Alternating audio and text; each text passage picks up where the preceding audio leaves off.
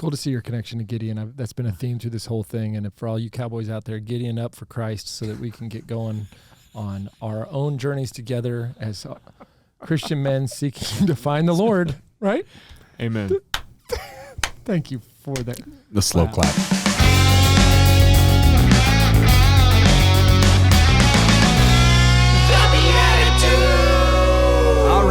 All right. Welcome back to another fun bonus episode. It is Friday, so, give yourself a point.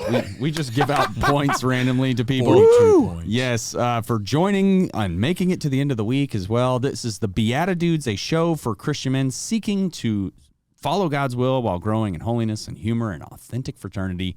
My name is Paul Kolker, and I am joined, as always, by my co-hosts, Nick Besner. Howdy. And Jeffrey Scheffelbein. Woohoo! A.K.A. Mario. And today we're back with the one, the only, the Army, Mike Neri. We had a wonderful talk last episode about all things leadership and so many cool things. Where did we want to start this one off? Paul, well, first of all, you got to tell me if you think I'm crazy because the two of you are sitting right next to him. If anybody is watching this on YouTube, is this not Mr. Incredible? No, yeah. He's got the jawline. The flesh. Yes. I think that where we go with this is you have been signing up for leadership throughout your life. People don't go to West Point because they want to lay up, right? It's a leadership role. How does that translate into leadership of other and leadership of, let's just say, men at tiny tables? Not to get too specific. Do you want to lead this podcast a little bit? Wow. The podcast is yours. Yeah, we prepared nothing, so if you would just take over. True. Well, I remember, the top of mind is the opportunity to, and it was, call it that Gideon moment, like, I'm not prepared for this. And it was at our church, and there's the part of the process is called discernment, and basically people are deciding what roles they're going to do next. And I had a bunch of guys saying, you have to be lay director, Mike. You have to be, no other choice. And certainly one of the things I've always tried, servant leadership. It's about the people. It's never about the leader. And but so people say, hey, we want you to do this, and I was like, okay, because I wasn't as steep spiritually, as from a scripture perspective, and it was like, no, just lead, help us get through it. So I think it was when given the opportunity, anyone can lead. Anyone can. There's a whole discussion about, are leaders born, are they trained? And I think if you were to go up to West Point or Naval Academy or any leadership in Texas A&M, they're gonna get people to lead. Yeah, it's in everyone to go do it. It may not be, it'd be beyond the comfort zone, but the opportunity to lead others and have, in that case, lead men, along with myself, to a better relationship with Christ was really unique. And I've tried to keep that going. If you missed the first episode with Mike, Chirp is what? Yeah, Christ Renews His Parish, and it's not exactly kind of like it's a bad dyslexic kind of flip around there, like but Christ Renews His Parish. So it's a men's retreat. And, got it. And there's a lot of roles. So the way it's set up as well is that you attend the retreat, and then you're asked, or you really are kind of expected to take on some form of leadership role for the next group coming in. So which speaks to your own military experience as well, because it's structured that way. Right. Yeah. But it does remind me of Aggie Awakening, actually, is a similar sort of setup. It's a similar retreat structure where you attend and then you are kind of brought the next time. Yeah, and then you facilitate the next time. And I actually found that it was way more rewarding for and deepening for your 100%. Faith to be the one trying to hand that on. Do you know that started at A&M and is now all over the place? My niece went to Longhorn Awakening. Oh, nice. And it was like number whatever, like way up there. Like this thing just spread because it's not supposed to be something that we hold and it's something that we share in abundance. Yeah, and Longhorns are all pagans, so that's sorry, I went to A&M. Come on now. I have to say, my wife went to Texas. My daughter graduated 2 months ago. Well, let's go back. Let's edit that part out. They were. Things have been changing. All that gentle leadership. Reconciliation. You're getting yelled at. Oh, no. Mike, when I think about this part of discernment is a movement of the Holy Spirit, and that doesn't have to come just through what's happening inside of you. Yeah. A bunch of men elbowing you is part of discernment. And I want to share something with you. I named my fourth child Ambrose. And St. Ambrose is a doctor of the church. St. Ambrose is actually credited for the entire conversion story of St. Augustine, who went on to basically write a ton of stuff. St. Ambrose is also a big father of chant in the church. I mean, there's all these things that if you go and study him, he's one of the least known, most impactful saints of all time. Get this. When he was named to be the leader in Milan as bishop, he was not even a confirmed Catholic. There's this uproar in town square. He's an incredible orator and a leader. And like you, he was chosen by people, not nominated and put his name in the ballot. And so they say, Ambrose for bishop, and he's like, time out. There's some things that we're skipping. And so they had to go through the whole process for him. Very all the quickly. sacraments. Wow. Quickly, Didn't know that. But look at the grace that God bestowed on that man, because he was equipped as a leader, but not, steeped in the faith. He hadn't even been confirmed. And here he is, Bishop of Milan, having some of the greatest impact that we're still talking about thousands of years later. So get ready to be a bishop, I think is what we just... Can I skip? You're the- No, I don't think that... I There's don't a lot of steps that would have to be skipped, and we just need you to be the leader of the tiny table. That's it. Yeah, feeling good about that. So can you talk to me? One of the things that happened is after we went through the retreat together, there was a period, I won't say of dryness, because everybody stayed in touch in their own friendship ways or hang out, watch a ball game, whatever. But you found a way to bring these men back together. And that again goes to this just desire for servant leadership. What was it that you launched? So we two things. So I got invited to a men's gathering called Gathering of Men at Highland Park Presbyterian, and it's a businessmen, all men, kind of a mini retreat, if you will, and it's a luncheon series. Dr. John Tolson puts it on. Great series, evangelical. It's universal Catholic, or not Catholic, but there's plenty of Catholics there. Sure. And so some of the people that we know who went through church with us, I just kind of prayed on it, thought. And you leave that after hey, go do things, go be a disciple again. It had been 3 or 4 years, and I came across a book in a bookstore. And at first I thought it was a military book because I saw these boots and it looked like combat boots. It's called How God Made Men by Thomas Morley. And I read it, and it's 10 or 11 stories about key people in the Bible, and how God equipped them to lead others, even when they didn't think they could. Gideon comes to mind. So I called you and called some other guys. Hey, let's do this. I'm really moved to do this. Let's call it a men's luncheon book club. And here's the book. But it was really a catalyst to have a conversation. And it was that moment of I'm not prepared to do this. I've never done this. Again, feels a little weird. But I remember saying, hey guys, and luckily you and some others no, we're in. Let's do it. And then. Because I said we don't have to drive over to Highland Park. We can do this over here, and we did a couple books and series, and it was really neat to see that. And I'll share the quick subject. I got a group of military friends here that are graduates from various academies and very focused on Christian discipleship. And I gave that book to these two gentlemen. One's 3 years older than me at the academy. I'm speaking too fast. So Susan would tell me, she's like, Mike, slow down. Our wives have a lot of good notes for us. Thank Susan, you, wives. I'm trying to slow down. So John Roper and Tad McIntosh, I gave them each a copy of the book. And fast forward, that was about a dozen years ago.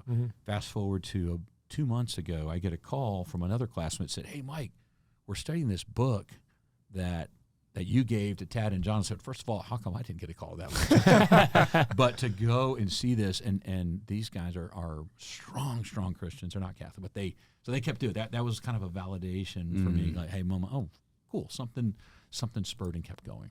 And that was blessing. That's great. Well, we love authentic fraternity here. Yeah, That's the name of the game. Dudes. Yeah. Well, I'll tell you what, I think what will be a cool way to kind of wrap up this bonus, I hope that everybody gets a chance to go back and watch the show that we did with you earlier, where we go really deep into the experiences that helped to shape you. I want to, play a little game, and it's kind of like what you experienced before, but this time we're going to each have different character cards. So we're going to play a bonus version for you, but you still have to pick the best. And then at the end, I would love to offer up the mic for the Mike show, the Mike Neri Mike show. Oh gosh, I can't wait to do this one. But Paul and Nick will introduce this game. Yeah, this is a big one. This is called Blessed Are the Joke Makers bonus edition, worth 55 points. That's right. 5-5. Sammy Hagar. 5 and I fly. can't drive 55. That's right. And in this one, we each get a character card. And so we have to try, without telling you what our character is, we have to respond to the prompt on the Catholic card game card. But we're going to try to telegraph what our character is. So we want to lead you down the road to be able to guess who we are. So, Stay salty. all right.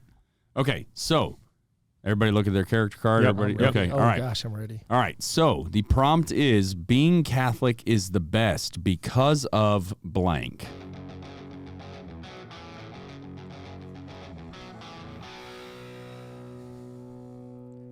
Mike, look into my eyes. You are getting very Catholic. You are starting to feel sacramental. Mike, the best part about being Catholic is that we get to have intercessory prayer through saints and through Mary to Jesus. Mike, when I blink my eyes twice, you will be renewed. What am I? Gee, I wonder. At first, I was going to think Darth Vader, who's trying to Be hypnotize more somebody. general Yeah. than that. Not a specific person, Yeah. but like a. You are you're a spiritual hypnotist. Hypnotist, yeah, Yeah. absolutely. Thank you. Bing, Yes. bing, bing, bing, bing, bing, bing, bing, bing, bing. I nailed it. Credit to me. Credit to you. Yeah. All right. You want to take it away, Nick? You got it. Okay. I like that. Mine pass. doesn't fit so Shuttle well. pass. Well, golly gosh, I'm just, the best part about being Catholic is I think I'm going to meet my wife and I'm going to know that it's her. It's just because the Lord's just going to speak to me and I'm going to walk up and I'm going to sit right next to her and be like, hey, I lost my rosary. Can I pray with your 10 fingers? And then I'm going to hold her hands and then we're just going to fall in love. I have a guess of who you are. You are the ever optimist Catholic. You're on I the think right you're track. the creepy, calls too much. No, hopeless romantic. Hopeless romantic. You're on the right track Yeah, there, Jeff. I mean, Yeah. it's a thin line. Yeah, that hopeless romantic can really cross Ever over. optimist. Oh, yeah. Optimist, yeah, you had the right idea. Hopeless romantic is ever optimist. Yeah. He gets, yes, you got his. Creepy hands, rosary. I mean, when you started getting this, I'm going to do a rosary on your hands. I'm like, bro, don't. No, it's just a goofy pickup line. I lost my rosary. Can I pray on your 2 fingers? Now, Nick, I've been really worried about you on this one. No, but we're it's ready. good. Here we go. The best. Let's see. I'm actually reading this backwards. Being Catholic is the best because coming around the backstretch, we got Seabiscuit. He can get there. He can come around. Okay, yes. What did I have on him? Okay, he's 7-1. Okay, good. Got it. And then, wait. Hit me. Yep. And over here, yep. Can I get 20 on black? And the best part about Catholic, sorry, I got distracted there, is that you can maximize your chances of winning. Obsessive gambler. Yes. Brother.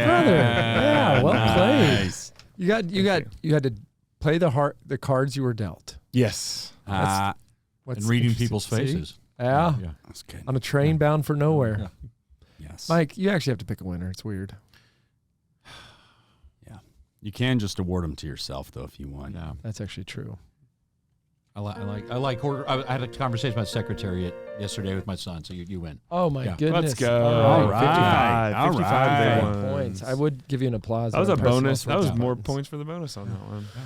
Congratulations, Nick, on again somehow pulling Breaking it up. your streak. You play this. No, you play this like wounded dog. Like I don't think I can get anything. Yeah. Oh, watch this Seabiscuit and double down. And trifecta. No, you go first, because golly, I don't know what I'm doing over here. You know what's best about Catholicism Sandbagger. is Yeah. the trifecta is the Trinity. Oh, poor me. I'm crying with all my points, wiping away my tears. Yeah, you can just throw them in front of you so you don't have to walk on this dirty ground. Mike, final reflections for the gentleman, and there's ladies listening that want to know the heart of a gentleman. But any reflections or encouragement, especially to men who are maybe where you were as you were in that stage that you hadn't quite kind of connected into what we're called to be. So first of all, thanks for having the opportunity to be here. It's been a lot of fun. Didn't know I was going to have to do this. I must have missed that in the primer. That's how we prep. Now I think it's and I remember, I'll get this wrong, but the Deacon Ken had said, God doesn't arm the calls. He doesn't call the armed. He arms the called, or he doesn't call the prepared. He prepares the call. So I think that's right. What we all have to reflect on, is that we all have it in us to be as successful as we want to be, to lead others, to lead ourselves. And again, I've said Gideon a few times because that was in that book, and we just reread that chapter. And I think we all have those Gideon moments where we think, no way, I can't do this. And I think we have it in business every day. We can be our own doubters, but to rely on the faith that we have, and the people around who are in our corners to root for us. Yeah. Whether it's brothers in Christ, it's our families, our children, our parents, our legacy. So that's have faith that we are armed to get it done, and to have that confidence and keep serving others. It's cool to see your connection to Gideon. That's been a theme through this whole thing. And for all you cowboys out there, Gideon-Up for Christ, so that we can get going on our own journeys together as Christian men seeking to find the Lord, right? Amen. Thank you for the slow clap. Yes. Yeah. All right, Mike, what a pleasure. We'll be praying for you and your family. Thank you for your service and for your ongoing service as a great man of God. For the rest of you, we will see you in the Eucharist. God bless. This podcast is part of the Spoke Street Network. For more great podcasts, visit spokestreet.com.